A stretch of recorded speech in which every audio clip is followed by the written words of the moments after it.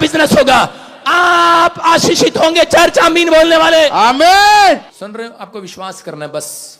आइए हम अपने सिर पर हाथ रखें, वचन में जाएंगे। पवित्र आत्मा जी, मैं प्रार्थना करता हूं मेरे पिता परमेश्वर, इस समय पवित्र आत्मा जितने लोग वचन का बीज इस समय बो रहे हैं पिता परमेश्वर, उनके घर में आशीषें डबल होने पाए यीशु मसीह के नाम में।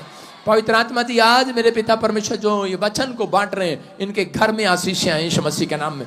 पवित्र आत्मा जो वचन को ध्यान से सुने, इनके बंद पड़े काम खुल जाए यीशु मसीह के नाम में। बोलो आमीन। दो बंदे इधर सारे बोलो हालेलुया। हाँ, विश्वास करना। आज कितने लोग तैयार हैं आज परमेश्वर के कामों को देखने के लिए? हाँ, इसी समय तैयार हो जाएं, वचन जल्दी से हम पढ़ेंगे। कितने लोग कामयाब होना चाहते हैं, कामयाब सफल आदमी बनना चाहते हैं? हाँ, बैठकर बताओ, बैठकर सफल आदमी बनना चाहते हैं। कामयाब आदमी कौन होगा? बाइबल बोलती है कौन होगा कामयाब आदमी? बोलो हालेलुया। कौन होगा वो पुरुष? क्या लिखा यहाँ पर? अगर आज का वचन अगर आप ध्यान से सुने, हो सकता है आपने बहुत कोशिश की हो बिजनेस खोलने की, बड़े बड़े काम करने की, लेकिन फिर भी आप कामयाब न हो रहे हो। लेकिन पवित्र आत्मा ने मुझे कहा आज जितने वचन को ध्यान से सुनेंगे वो एक बहुत बड़े कामयाब व्यक्ति हो जाएंगे यीशु मसीह के नाम में। अपने पड़ोसी को बोलो, तू फेलियर नहीं होगा, तू फेलियर नहीं होगा, तेरा बिजनेस फेल नहीं होगा। आप जो काम करेंगे इस हफ्ते में फेल नहीं होंगे। आपने जो बीड़ा उठाया है काम करने का, आप फेल नहीं होंगे, क्योंकि आप हर संडे वचन सुनने के लिए आते हैं। याद रखना, जब वचन का प्रचार मैं करता हूं, उसके लिए प्रार्थना करता हूं, तो उसके बाद मैं देखता हूं कि एंजल यहां से आपके साथ जाते हैं हर संडे। आप सक्सेसफुल होंगे यीशु मसीह के नाम में। आज एंजल खड़े हैं। अपने पड़ोसी को बोलो, तू सक्सेसफुल होगा। आशीर्वाद दो उसको, बोलो कि तू सफल पुरुष होगा यीशु मसीह के नाम में।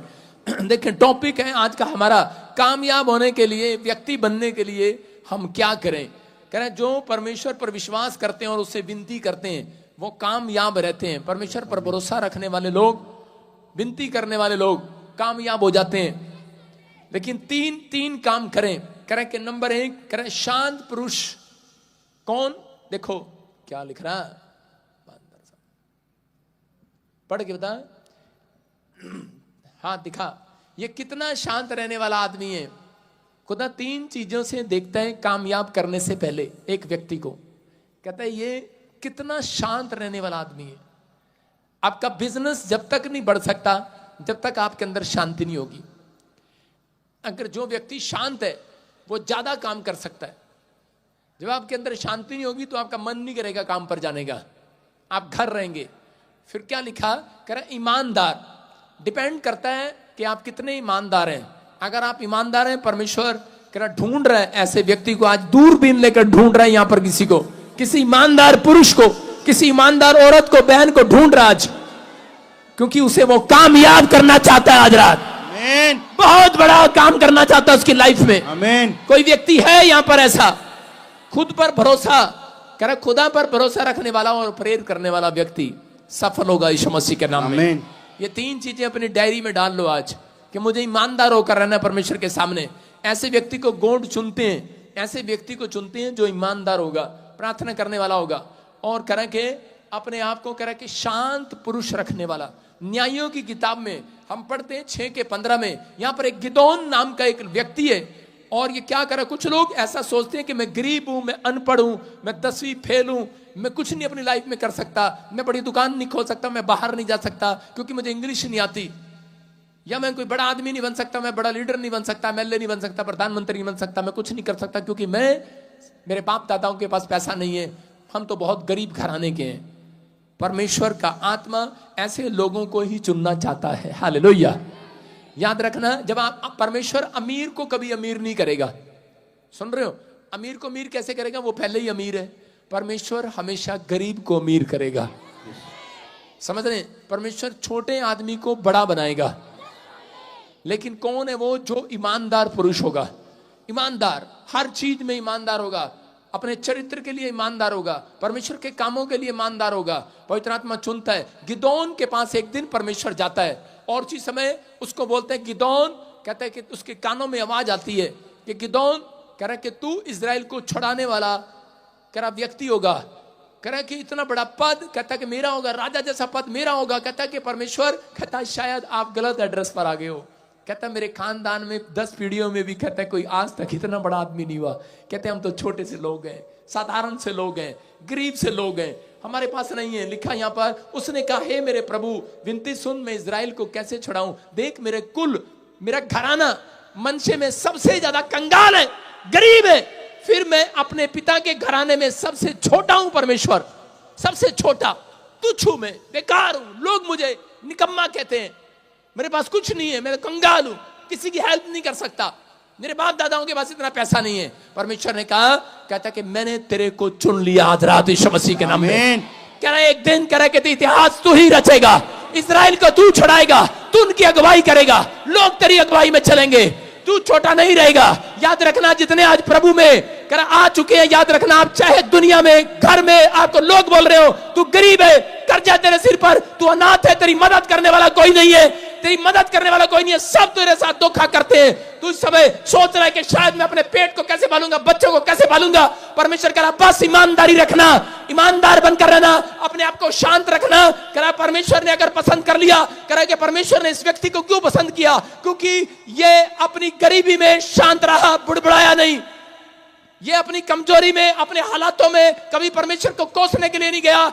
आज बहुत सारे लोग मसीह में आने के बाद 2 साल अच्छे से चर्च में आते हैं, तीसरे साल परमेश्वर को बोलते हैं परमेश्वर क्या कर दिया तूने, ये शांत नहीं है। इसका मतलब आपका मन शांत नहीं है। अगर आप परमेश्वर की बुराई करते हैं, अगर आप परमेश्वर से सवाल करते हैं, कहते हैं परमेश्वर इतने साल हो गए चर्च में आते अब तक बच्चा नहीं दे रहा तू, परमेश्वर का आत्मा कह रहा है तेरा मन शांत नहीं है।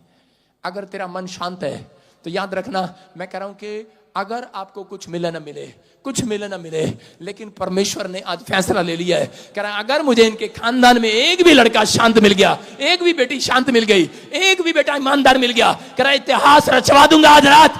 आमीन। कह रहा है छोटा नहीं रहेगा वो आदमी, आमीन, बड़ा हो जाएगा, बड़ा। कोई बड़ा काम करने के लिए परमेश्वर ने चुना आपको, छोटा काम करने के लिए परमेश्वर कभी किसी को नहीं चुनते। याद रखना यीशु मसीह कभी किसी को नहीं चुनता छोटा काम करने के लिए।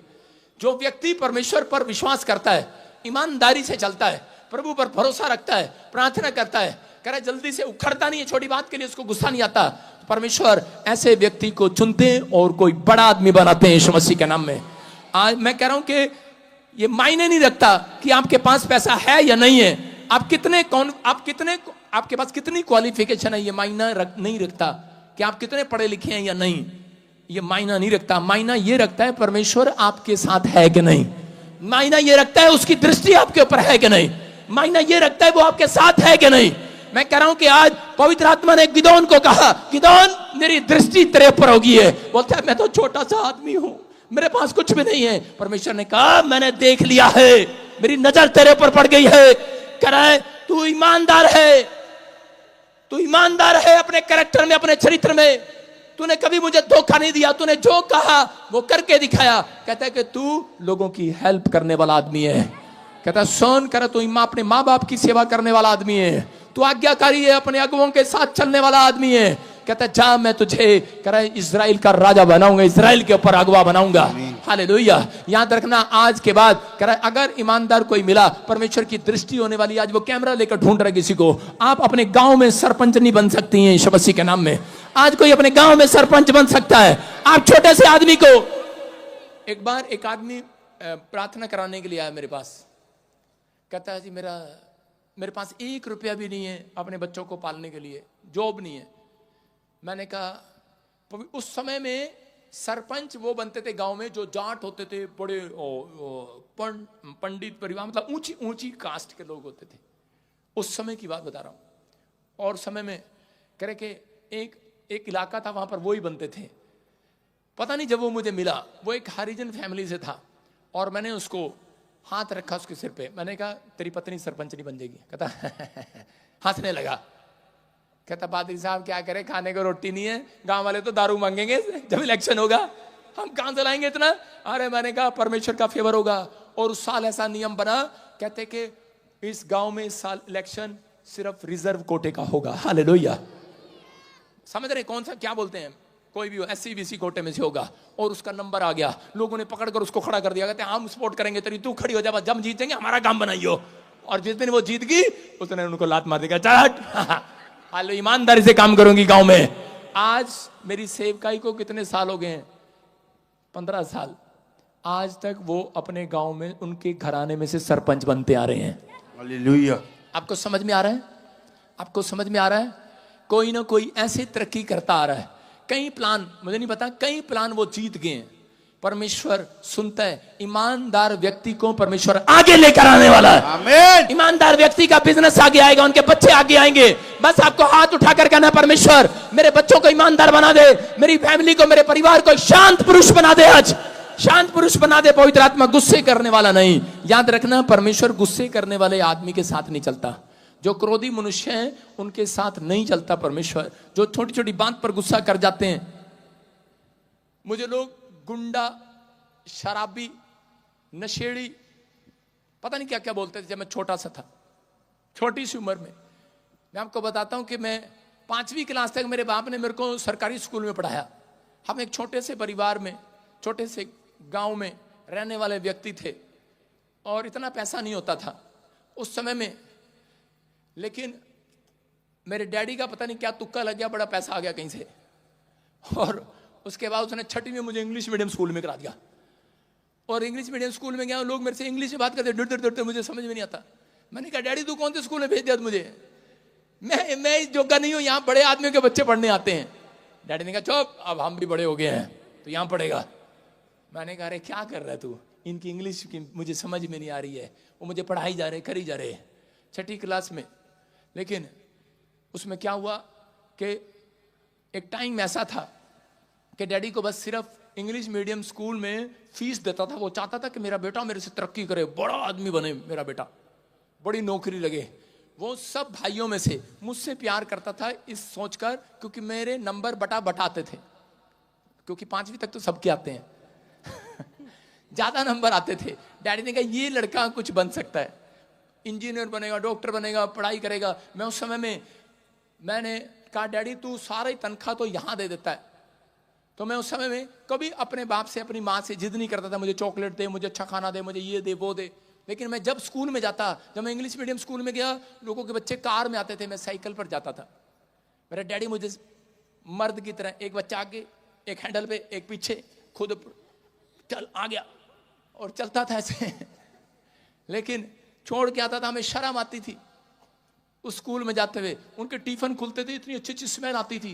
किसी का गाजर का हलवा, किसी का कुछ, किसी का कुछ, इतने आलू के परोठे, गोभी के परोठे, पता नहीं क्या क्या लेके आते थे बच्चे। उनकी माँ उनको स्कूल में अच्छी सी चीजें देती थी और मैं उस समय अंदर से निराश हो जाता था। मैंने कहा, मेरी माँ तो। लेकिन एक दिन मैंने देखा वहां पे गीत चल रहा था, हम होंगे कामयाब एक दिन। हो बोलो जो स्कूल गए हैं,